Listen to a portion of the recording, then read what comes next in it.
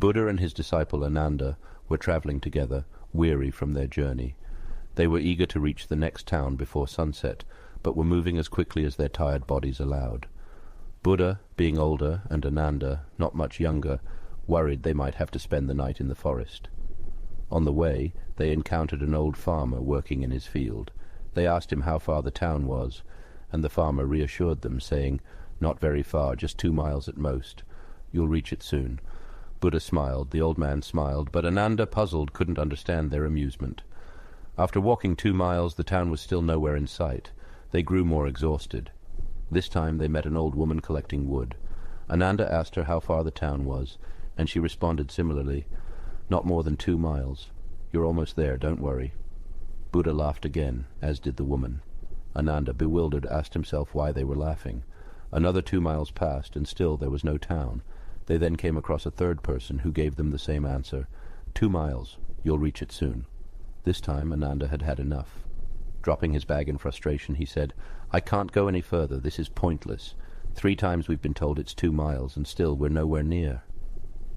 Unable to suppress his curiosity, Ananda turned to Buddha and said, "I've traveled with you for 40 years and have learned not to ask unnecessary questions.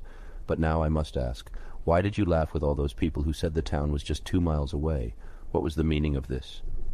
Buddha smiled and explained, "Our professions are the same. When I laughed, they laughed because they understood.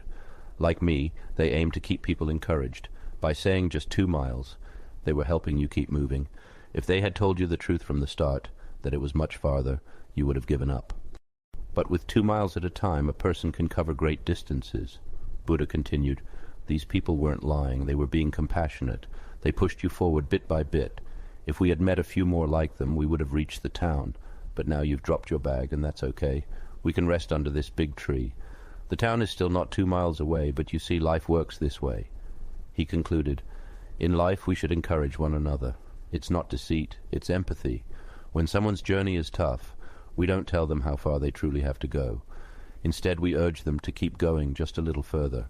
This helps them believe in themselves and their ability to continue. If we all offered this encouragement, everyone's journey would be a bit easier. This story teaches us the power of motivation and empathy. Let's inspire and uplift one another. Stay encouraged and stay blessed."